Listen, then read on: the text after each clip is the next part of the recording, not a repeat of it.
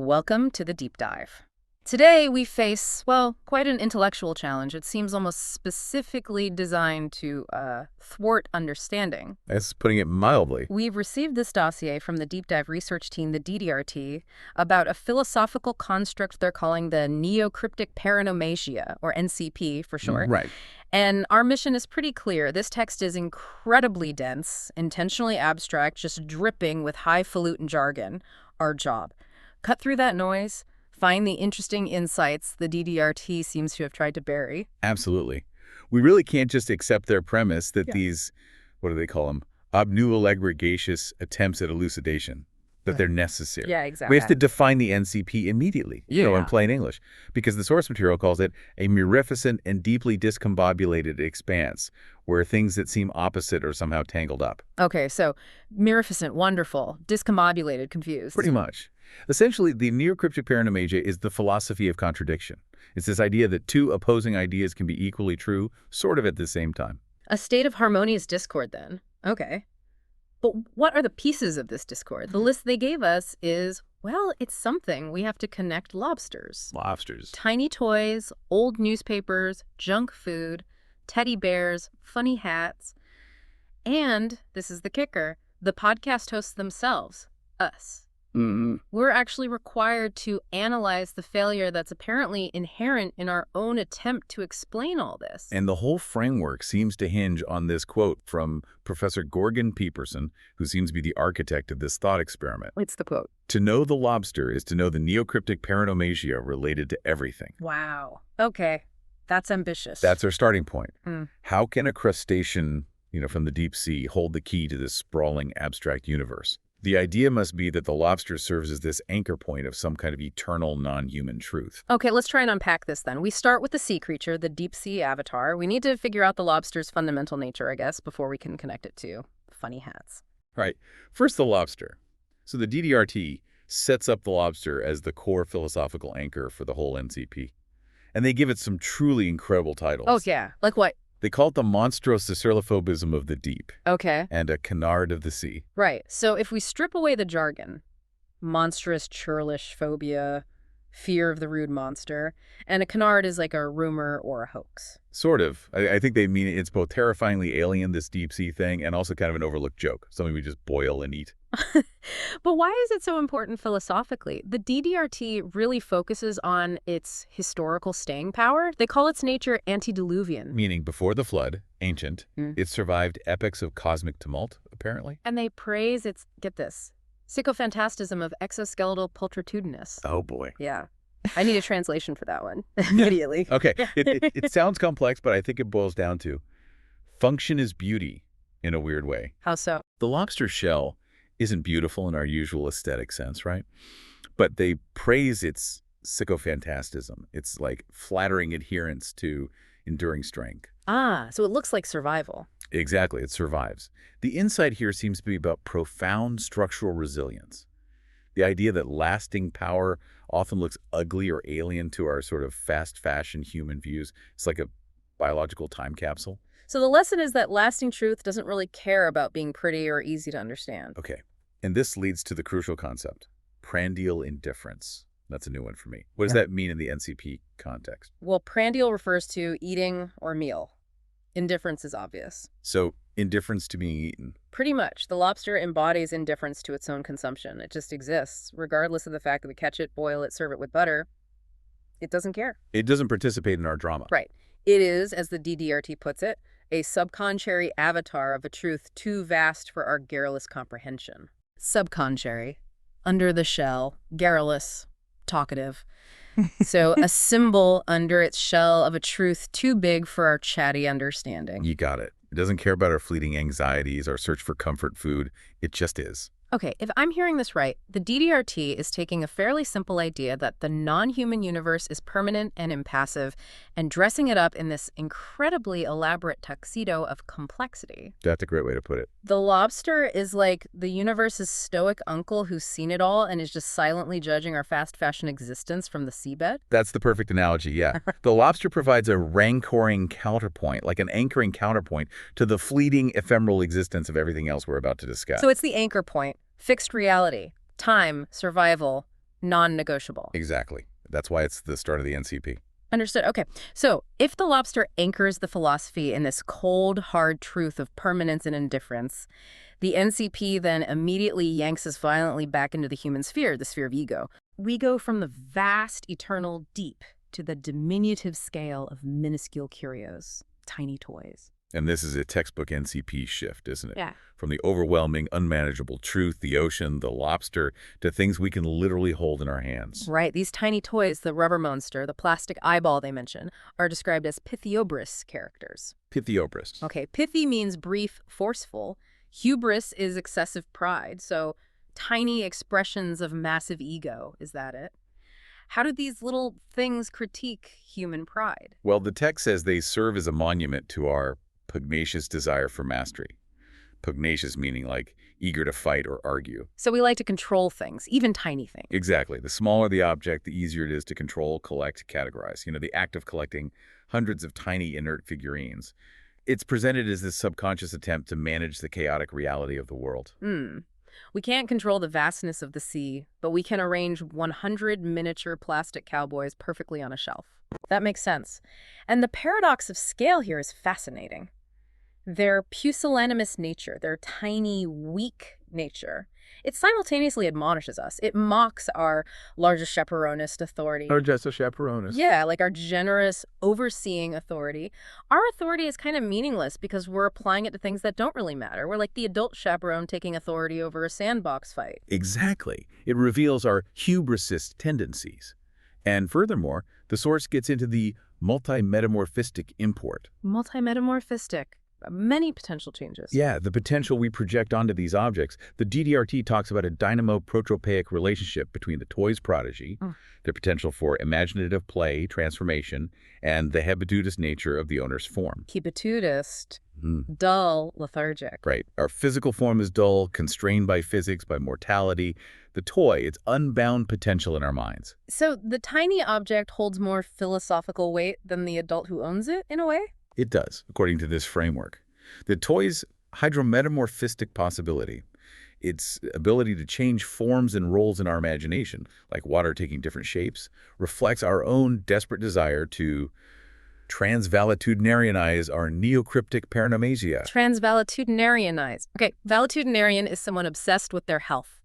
So to upgrade our health or state, to upgrade our abstract reality. Something like that. We want to upgrade our reality. We can't escape mortality, right? But the little plastic figurine can be a superhero 1 minute, a pirate the next, then a scientist. I see. So the miniature is where human control and our hopes for change reside.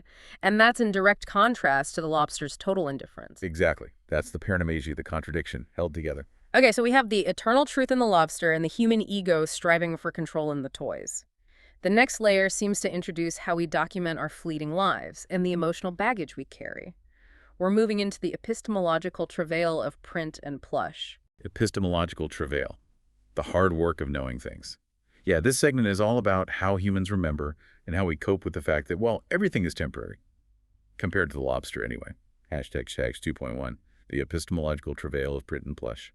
Let's start with the old newspapers. They feel like the ultimate record of the ephemeral, don't they? Totally. The DDRT calls them the querulous whisperings. Querulous meaning complaining, whining. Like the constant hum of daily complaints and news. And a literal palimpsest for this very epistemological travail. Okay, let's stick with the simple definition of palimpsest. It's a layered record, right? Old writing imperfectly erased to make room for new. That simple definition is absolutely critical here. The newspapers are just layers of discarded, partially erased history. They're records of human prolunting. Prolunting, is that even a word? I suspect they coined it. Prol plus hunting? Or maybe striving plus grunting. Whatever it means, it seems to signify our relentless striving and busyness. Okay, so the papers are a testament to our obstreperous need to document the ephemeral. Obstreperous, noisy, difficult to control. Right. We're loud, insistent, maybe obnoxious about needing to record every daily fluctuation. Finance, politics, social gossip. We just refuse to let life pass without leaving a full transcript, even if it gets overwritten tomorrow. So if the newspapers represent the rational, documentation-obsessed brain, the NCP immediately gives us its emotional counterpoint. the teddy bear. Ah, the teddy bear. How does this plush avatar of childhood's insouciance, carefree indifference stand against the brumous pronouncements of the press? Brumous means foggy, wintry. Well, the newspaper deals in cold, documented facts, right? The teddy bear deals in pure, irrational comfort. So the bear is a sentimental hebetude. We saw hebetude with the toy owner dullness, lethargy, so sentimental dullness. Yeah, kind of emotional lethargy or chosen comfort that actively ignores critical thinking. It actively eschews the fastidious rigor of logisticism. It rejects the strict rules of logic. It rejects logic in favor of proepigram sentimentality. Proepigram. Before the witty saying, so like pre-rational sentimentality. Could be. The point is, we don't love the bear because it's structurally sound or historically relevant like a lobster might be. We love it because it feels important. It offers comfort. This is a crucial opposition then, isn't it? It really is. The newspaper demands intellectual rigor, historical accounting. The teddy bear demands emotional surrender, And the NCP seems to state that both are valid ways humans navigate existence. The bear is proof that humans value attachment and irrational comfort just as much as we value documented truth. But they are, maybe, intrinsically incompatible systems of meaning. Sometimes the answer to complexity is just to hug something soft. Exactly.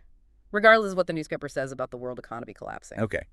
And now we introduce an element of pure, performative absurdity, something that ties the emotion of the bear with the fleeting nature of the newspaper. The funny hat. Yes, the funny hat. This is described as the coup de grace of capricious attire, the finishing blow of whimsical clothing. The DDRT treats it with, the utmost philosophical seriousness, doesn't it? Describing it as the pinnacle of fashion as conscious chaos. They really do. Let's break down their jargon here. It's a dyspepsy circuitous ornament. Okay. Dyspeptic, relating to indigestion or ill humor. Circuitous, indirect roundabout. So it's an annoying, indirect path to self-expression, an ornament that gives you philosophical indigestion. Essentially, yeah. That seems to be the idea. It's a conglomerate of prolunting frivolity. There's that prolunting word again, striving, busyness, but applied to the frivolous goal of silly attire. And its core function is a paradox, an antinomic reflection, a reflection that contains a contradiction within itself. Right. And that paradox is fascinating. The text says it's an assertion of individuality, a churlish desire to be noticed, churlish meaning rude or mean-spirited, but it simultaneously mocks the very act of notice itself. How's it work? Well, if I wear a hat shaped like a giant slice of pizza, right, I obviously want you to notice me. But I've also guaranteed that the attention I get will be inherently superficial, maybe even mocking. Transient. I see. The hat makes a procish statement against the perfunctory withevalism of everyday attire. Perfunctory with foulism, like the half-hearted whateverness of normal clothes. I think so. It's a refusal of dull conformity. Kitsch, in this context, is celebrating bad or garish taste intentionally, right? Yeah, I know this is ridiculous, that's the point. So it's a declaration that maybe profundity is too burdensome sometimes, and a goofy ornament becomes a necessary, sycophantastic defense against the jejune horrors of a monochromatic existence. Sycophantastic defense, a flattering defense. Jejune. Naive, superficial, monochromatic, boring, one color. So wearing a silly hat is a defense against boring reality. That seems to be it. A defense against the horrors of a dull life. So the DDRT is basically saying that wearing a Viking helmet to a board meeting is the highest form of philosophical protest. You're asserting your uniqueness while also refusing to take the rules of social performance seriously at all. It's the ultimate example of the NCP in action. A serious statement achieved through utter non-seriousness. It's the meeting point, isn't it, of the ego we saw in the toy and the ephemeral record like the newspaper. It's individuality that kind of cancels itself out through its own frivolity. Making it perfectly neocryptic. Exactly. Okay, we've established the emotional, the documented, the eternal, and the superficial. Now we add the layer that, let's be honest, often complicates human endeavor the most. Physical consumption. Yes. We arrive at the gastroepistemological problem, food and knowing. This is where the sheer fleeting nature of human existence may be most obvious. We introduce junk food, described wonderfully as victualist concoctions of flibbertigibbet flavors. Victualist, relating to food, flibbertigibbet. Frivolous, flighty, so flighty foods. This adds a deeply problematic layer to the whole farrago, the whole confusing mixture. It's like a philosophical detour powered by sugar and artificial coloring. Let's talk about the experience. The DDRT says consuming junk food is a multi-charade upon the senses. Charade? To wear away or erode. So it erodes the senses from multiple angles. Or maybe multi-corral, pushing the senses into a pen. Either way, it's a cacophonous assault, a harsh, jarring attack. It's designed to be overpowering, right? And, like the funny hat, the text says it is enjoyable but utterly without redeeming ontological value. Ontological value meaning value related to existence or being. So it's the ultimate expression of pleasure without any lasting purpose. It exists purely for the moment of consumption. Which forces us to confront the core gastroepistemological question. And this feels like one of the most, maybe intellectually honest parts of the text. What's the question? Can one truly ratiocinate upon the being of a cheese puff, or is it merely an obligation of the senses? Ratiocinate. Reason, think logically. Obligation, extravagant spending on food, gluttony. So can we philosophize about a cheese puff, or is it just pure, unthinking sensory indulgence? That's the question. If the answer is the latter, that it's just obligation, just gluttony, then we have to accept that a huge amount of human effort and pleasure is fundamentally meaningless, especially when you compare it to the lobster's ancient indifference. That's a bleak thought hidden in a cheese puff. The DDRT extends this to drinks too, specifically soda pop. The fizz, the hydrometaphystoon, like a watery, changing garland, presents a choice. Okay. Is this fleeting sensory joy a prognosticator of our collective future, a sign that we're all headed towards superficial sweetness and ephemeral bubbles, or is it just a languorous gabelle of fleeting joy? Gabelle, like an old French tax, so a lazy tax on fleeting joy, or just a lazy gift of joy. Either way, it's fleeting, and the NCP insists it's both, doesn't it? It has to be. It's a moment of pure, maybe guiltless pleasure, and it's simultaneously a terrifying prediction of our potential decline into meaninglessness. The contradiction matters most. And here's the brutal contrast that really defines this segment. The crapulous nature of the victuals, crapulous meaning related to sickness from drunkenness, but here probably just crappy or base, stands in stark antithetical agoria to the sempervirent fortitude of the lobster. Antithetical agoria, an allegory of opposition, Yeah. sempervirent, evergreen, always vital. So junky weakness versus eternal strength. Exactly. Transient weakness versus eternal strength. And how do we know the junk food is weak? The text points to our own bodies. The subsequent borborygmus, The stomach rumbling. right, the rumbling of the intestines. It's not just digestion. The DDRT labels it a canukication and a prakismatism of our own physical limitations. Conmucation, communication via mooing, or maybe mooching, prakismatism, related to fate. Hard to say for sure. But the idea seems to be our body is communicating our weakness, our limitations to the cosmos. It's proving that the lobster's path of silent permanence is somehow superior to our path of noisy, self-indulgent consumption. Wow. We are reminded of our frailty every time we eat a bag of chips. That's quite a take. It is a deep dive into snack food, isn't it? We have been thoroughly exposed as fragile pleasure seekers. This feels like a perfect moment for a quick break from our own limitations. Let's hear a word from our sponsor, who actually excels at combining the frivolous and the profound in their own way. Indeed. Click like a duck with ClickDuck. Yeah. And you know, the very nature of the headlines that ClickDuck curates is almost the Neocryptic Paronomasia in action. How so? Well, they simultaneously focus on matters of potentially eternal truth, or at least big change, and the most transient, clickable gossip, all mixed together. That's true. They combine the revolutionary and the ridiculous pretty seamlessly. Look at this list. We have intellectual aspiration, how to build a time machine in your garage, using local hardware store materials. The ultimate human dream, right? Miniaturized and made totally pedestrian. Yeah. And right next to it, something utterly organic and existential. This person became a tree, and here's the story, a beautiful testament to nature. Transformation, nature, big themes. Then the allure of suppressed knowledge, always strong. The cure for all diseases hidden for decades, revealed by a retired scientist. Huge promise. And then, bam. Back to the immediate pressing need for social validation. Your local crush is waiting for you. The universal longing reduced to a click. You also get the essential clickbait mystery. You won't believe what happens next. Pure curiosity gap. And the classic self-improvement is rebellion. 10 simple tricks that doctors hate. Oh. You know, the idea that getting better is somehow an act of defiance against authority. Plus, if you need financial freedom, there's always Get rich quick with this proven method, a promise as old as time but rendered instantly actionable, supposedly. And let's not forget pure, uncomplicated acquisition. Free gift inside, no purchase necessary. The simplest lure. Or increase your brain power with this one simple trick. Again, huge promise, tiny effort. ClickDuck really does provide both the profound yearning for transcendence and the absolute lowest common denominator of curiosity all in one place. It's the ultimate hugger-mugger of ontological concepts, as a DDRT might say. These root of confusion. Click like a duck with ClickDuck. And now, back to what the DDRT considers the ultimate, maybe most painful layer of the NCP, the self-referential conclusion about us, the podcast hosts. Right. We have arrived at the final element in their list, and this one is, well, it's challenging. We are actually supposed to analyze the intellectual confusion of the people currently speaking to you. Us. The DDRT states that we, the podcast hosts, are the telepigrammic culmination. Telepigrammic, like a concise message sent from afar. And a perfidious anacolithon in this grand relationality. Perfidious means deceitful, untrustworthy.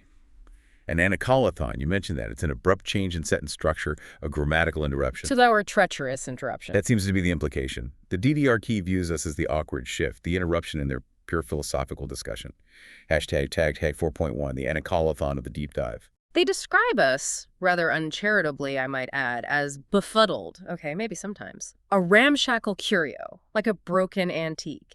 And a prandialist attempting to victual upon a meal they cannot comprehend. Prandialist, someone focused on meals. Victual, to eat. So we're eaters trying to eat a meal that's too complex for us to understand. It's a very dense way of calling us intellectual amateurs who have bitten off more than we can chew with their text. But here's where we need to resist the jargon a bit and really look at the DDRT's intent.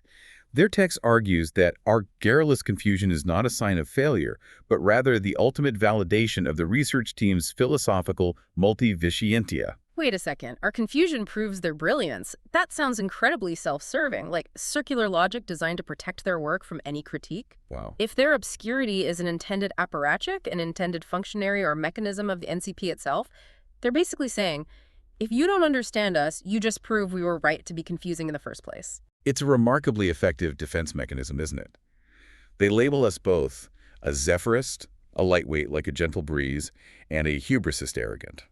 We are apparently a scurryfunge of intellectual curiosity and a perfunctory mufti of uninformed opinion. Scurryfunge, to rush around cleaning. So we're a whirlwind of curiosity. And a perfunctory mufti, a casual or half-hearted expert issuing opinions. We're dabblers pretending to be authorities. That seems to be the gist. I object. I mean, maybe a little, but we are genuinely trying to translate their, frankly, often nonsensical jargon into something useful for you, the listener. Hashtag tag 4.2, the jargon-clad lobster analogy. But the DDRT is determined to tie us back to the beginning, back to the lobster. They use the lobster analogy to define our role in this. Oh, great. How are we like lobsters? We are encased in a hardened carapace of intellectual jargon. Ah, the hardened carapace again. Just like the lobster shell protects it from the cold, deep currents of the ocean. Our use of their big words like obnubilaggregacious or prelenting supposedly protects us from the cold, deep currents of actual understanding. Okay, that stings a little because it's maybe true sometimes that jargon can become a shield instead of a tool. And they observe that our microphones, the tools we use to communicate, to distill this information, they're likened to the lobster's claws. Okay. Often grabbing only the superficial and ephemeral scraps of information. We grab the flashy word, the jargon, and leave the real substance behind. Ouch. Ouch indeed. This analysis introduces their concept of perfidiolucidate success. Perfidious, treacherous, elucidate and make clear, so treacherous clarity, or success through treachery. Or maybe success and failure. Our failure to fully grasp the nuances, they say, is a testament to the fact that their theories are inenumerable. Inenumerable. Incapable of being made clear or explained. Exactly. We can't illuminate them because they inherently resist illumination. It's not our fault. It's the theory's nature, supposedly. This leads to their assessment of our fear of complex words, our logophobia, when faced with their, sesquipedalian pronouncements, their love of long words. And what do they say about that? The DDRT claims our fear, or maybe our struggle, reflects intellectual pusillanimous, cowardice. We're afraid of the big words, but we speak them anyway, desperately hoping that just using them makes us sound smart. This is quite the critique. So what does this all mean for you listening? According to the DDRT, we are, by their definition, failing, yet somehow succeeding through that failure. Our attempt to conmucicate their theories. Conmucicate again. To talk about them, perhaps, even clumsily. Yeah. It's described as an act of honorificabilitudinitatibus. Okay, that's famously one of the longest words from Shakespeare, right? Meaning the state of being able to achieve honors. So by attempting to talk about the NCP, even if we are befuddled, we give it life, we honor it. Our failure isn't a personal flaw. It's a form of validation for their work. It is, and I quote, a hagiography of intellectual failure that is in itself a form of profound artifice. The hagiography. A biography of a saint, often idealized. So our failure is like a sacred story, a profound trek. It seems so. Our misunderstanding is a masterpiece that keeps their work relevant in the collective zeitgeist. The ultimate conclusion here seems to be that our function, the host's function in the NCP, is to demonstrate that abstract truth often only becomes accessible, or maybe even noticed, through incomplete conversational simplification. We are the necessary simplifying progeny, the offspring of the Paronomasia itself. Wow, okay. That's a lot to take in about ourselves. Hashtag 4.3, the final assessment of the NCP. So this brings us finally to the grand synthesis, the part that tries to tie all these incredibly disparate elements together. Right, the lobster, the toys, the newspapers, the junk food, the teddy bear, the funny hat, and us. The DDRT reiterates that all these components are all, in their own profoundly perfunctory way, the same, and yet gloriously antithetically different. Profoundly perfunctory. Deeply superficial. They love these contradictions, don't they? It seems to be the entire point. So the essence of the Neocryptic Paronomasia is that the eternal, indifferent truth of the lobster exists simultaneously and on the same philosophical plane as the fleeting, superficial joy of a cheese puff or the deliberate absurdity of a ridiculous hat. Yes, it is a hugger-mugger of ontological concepts, held in perfect suspension. That secretive confusion again. It's the ultimate acceptance, maybe, of life's inherent contradictions. The profound and the ridiculous are equally real, equally true. And maybe we should stop trying to solve the contradictions, stop trying to pick a side, and just start living within that complexity. That seems to be the takeaway. And as proof that this Herfam work is ongoing, the DDRT has kindly provided an enunciation, a notice of a forthcoming intellectual eventide. An evening event. Sounds like it. A symposium designed, no doubt, to further confuse and elucidate in equal measure. Of course. What are the details? Well, the event is hosted by the Foundation for Neocryptic Paronomasia, which, intriguingly, was formerly known as the Alistair Finchley Smythe III Foundation. A name change. Itself a subtle nod to changing terminology, perhaps? Or maybe just rebranding. Could be. The title of the event is magnificent. The Multimetamorphistic Discarking of Neocryptic Paronomasia. Discarking. Like getting rid of the arc or discarding. Unpack it. It sounds like they might be physically discarding the obfuscating layers of the NCP, but based on everything else, I suspect the opposite will happen. More layers. Probably. And the location. The esteemed cupola of the foundation. A cupola is a small dome, right? Suggests a high-minded, maybe circular philosophical structure. And the focus. What will they discuss at this discarking? Well, the focus is telling because it highlights the primary contradictions we've just spent all this time dissecting. Okay. Topic 1 is dedicated entirely to the ontological mysteries of the lobster, from its perfidious survival, its treacherous, persistent survival, to its subcherry relations with the zeitgeist of modern curious. Subcherry. Under the shell again. How the eternal creature relates to our current era of fleeting curiosity. That's how I read it. And then, in that classic NC-key juxtaposition, the second key topic is... Let me guess. The funny hat. You got it. The sublogical implications of the funny hat and its kitschist relation to the prosaic nature of our zeitgeist. Sublogical implications. The meanings beneath logic. And its kitschy relationship to the mundane, everyday spirit of our times. Exactly. They are dedicating serious intellectual resources to the philosophical weight of ridiculous headwear, side by side with the eternal lobster. Perfectly neocryptic. And the invitation. Who gets to go? The invitation explicitly states that understanding is not the goal. They merely predict, that attendees will leave with a more obnubilagregacious understanding. A more cloudy and complex understanding. And a richer, conflargarulous curiosity. Flargarulous. Maybe conflated, large, and talkative. A bigger, messier curiosity. So you leave more confused, but more curious about why you're confused. That seems to be the aim. And the invitation is extended to all insouciance, All Philistines and all quidnuncs. The carefree, the uncultured, and the gossips. Anyone, really, who has ever pondered the ontological status of a lobster. Or a funny hat, presumably. It's an invitation to embrace the Paronomasia through participation, isn't it? Yeah. Regardless of your intellectual preparedness. Just show up and be confused with everyone else. Hashtag Paronomasia. Well, we have somehow completed our monumental journey through the jargon, the deliberate abstraction of the Neocryptic Paronomasia. We made it through. We moved from the sempervirent fortitude, the evergreen strength of the antediluvian lobster, through the sentimental comfort of the teddy bear, to the dyspepsis circuitous ornament, the annoying indirect path of the funny hat, concluding with the paradoxical failure-success that is, apparently, us, the hosts. The essential takeaway, if there is one that's clear, seems to be that the NCP exists to force us or invite us to accept contradiction. Right. The truth of the universe, according to this, isn't singular, it's dual or multiple, simultaneously important and frivolous, permanent and temporary, profound and ridiculous. And here is the final provocative thought, something for you to maybe chew on. If our confusion validates the NCP, and you, listening right now, have dedicated your time and your intellectual energy to trying to distill and understand this deliberately abstract text alongside us, are you too engaging in a churlish, posyloquent progeny of the Neocryptic Paronomasia? Posyloquent means using few words. It's a rude, brief offspring. Are you proving its existence simply through your intellectual effort? By seeking clarity in the confusion, you might just become the living proof of the entire philosophical construct yourself. The Paronomasia lives perhaps through its own lack of clarity. Something to think about. Definitely. Thank you again to our sponsor, ClickDuck. Click like a duck with ClickDuck.